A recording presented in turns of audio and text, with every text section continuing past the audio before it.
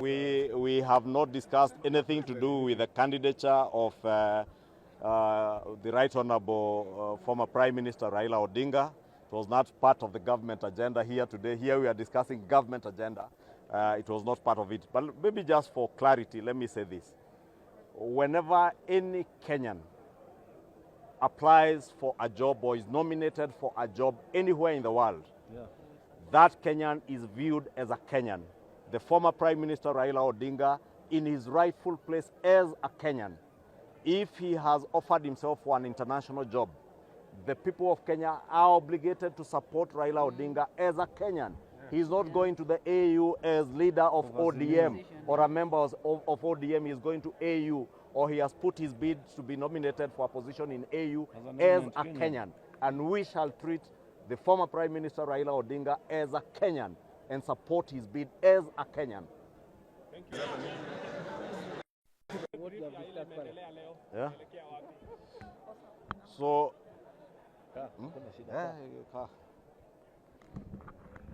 ready? Well, as you have all witnessed, we had our first joint cabinet and the parliamentary group meeting, a retreat, which was beginning this morning. We are finished with the PG, and we will leave members of the cabinet and principal secretaries to continue with their retreats. This is the first joint one. Last year we had one, but with chairs of committees present. This time we decided to invite the entire membership of Kenya Kwanza and other parties that are working with us, both in the National Assembly and the Senate, basically to lay out our strategies for work in this new year. You know, this is the third session and the second year of this parliament, and as members of parliament, we need to align the legislative agenda with the agenda of the government that is pushed through cabinet. And basically that was the whole essence of this meeting, and we have had a very fruitful engagement, being able to go through government programs that are to be rolled out in the course of the year, and taking a stock of what we have done over the last year, 1 year plus, and of course laying out strategies on how we'll implement many of the government programs that are ahead of us. Part of what we promised the people of Kenya, as was indicated by the President when he opened the session this morning, we all campaign together as a unit, as a team, and that is why we come together as a team to agree on how we proceed in the course of the year. We have laid out our legislative agenda, the urgent business that is before us in the House, in both houses, both National Assembly and Senate, and also other business that will be coming from Cabinet as a process. Majority, the disbursement of CDF was one of the big issues you were handling. Well, I spoke to it in the morning as I gave my opening remarks, because we have had challenges, and it's good for all of us to have an understanding amongst ourselves that there are challenges that we must be able to deal with collectively as a team. And whether you are in the executive or in the legislature, all our opportunities are ours. All our challenges as a government are ours as a government.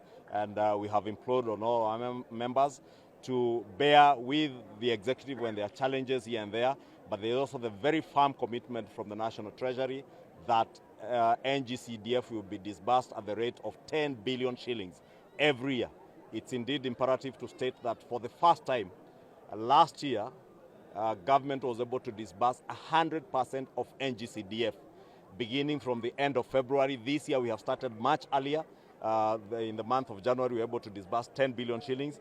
By the end of this month, another 10 billion shillings will be disbursed, and therefore that will continue until the entire 53 billion shillings owed to NGCDF and GAF is disbursed. And the same also for our county governments, our shareable revenue for county governments, as was also said, they will also be getting their shareable revenue as at when it falls due.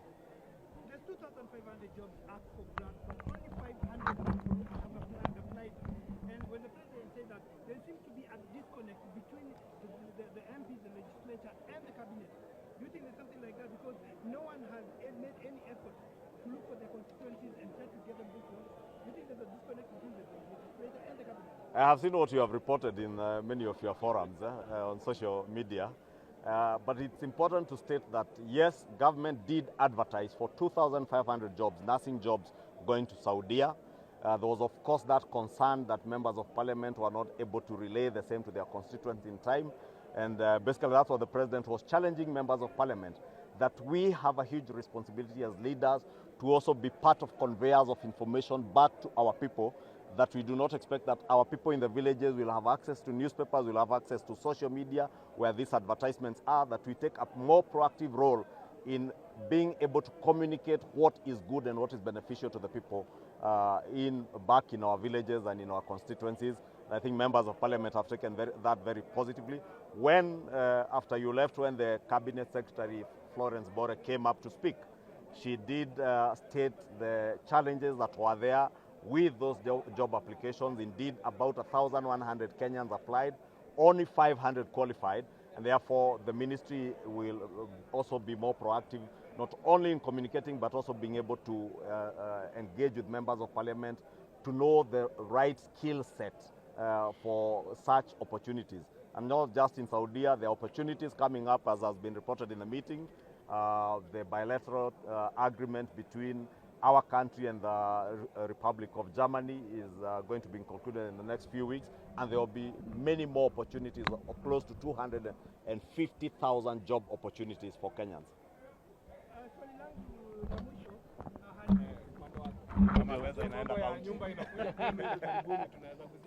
Well, we agreed that on the important legislations for delivery of government agenda, that in either houses we expedite. For example, you do know that housing is an important program which we made as a promise to the people of Kenya. We had challenges in the courts. There are various things that they ask us to align to the Constitution. That bill is present before the National Assembly. And the assurance to the people of Kenya that the National Assembly has given is that by the end of this week, they will have completed the consideration of that particular bill. Once we receive it in the Senate, as soon as we receive it, probably if they're able to send it by Thursday, then on Friday it will commence its life in the Senate. And we should also be able to conclude on it expeditiously, so that perhaps by the end of the month, God willing, we have a new housing bill, affordable housing bill, that encompasses or takes into consideration all the issues that were raised in the courts of the Republic of Kenya. Then second and most importantly thing is a greater cooperation has to be established between the executive and us in the legislature. There are various areas of disconnect, such as the issue that has just been mentioned, and many other government programs that members of the legislature felt they need to be better appraised, so that as they speak to their constituents, they can help them appreciate and participate in those activities. We have been tasked as the leadership of the House to come with a working group that will help us build better synergy between us and the executive, because it is true that there are various gaps that have been noted, and we need to close in so that we can deliver to the people of Kenya as one government. That's the whole theme of why we came here to Naivasha today. And so we go back to Parliament a happy lot. We will do better in the areas that we have been asked, because the executive as well had certain requests to us as a legislature. There are certain matters that we have been asked to perhaps clean up and ensure that we don't interfere too much with the operations of the executive through certain summons that could easily have been avoided by use of other channels to get the information, because there are times which there are various reasons that members of cabinet come to Parliament. Some of the issues that members raise can better be addressed outside the precincts of Parliament, and those are issues that we'll react to and perhaps build better synergy. Thank you. Asante sana. Thank you.